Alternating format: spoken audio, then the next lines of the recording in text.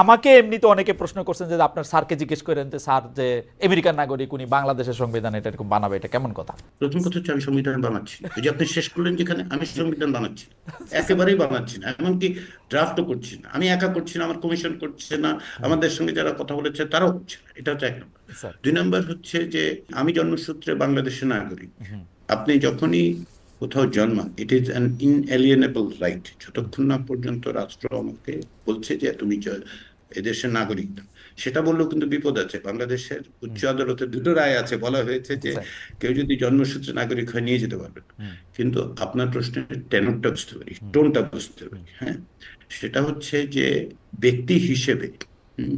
এই এই দায়িত্ব পালনের জন্য নাগরিক হওয়াটার আবশ্যকতা কি আসলেই আছে? জন্মসূত্রে আমি বাংলাদেশের নাগরিক। হুম। তো সেই ক্ষেত্রে আপনি বলুন, 1972 সালে সংবিধান প্রণয়নের সাথে দুজন ব্যক্তি যুক্ত ছিল যারা বাংলাদেশি নয়। একটু হুম। খোঁজ নেন, জি স্যার। খোঁজ নিয়ে দেখুন তারা বাংলাদেশি নন।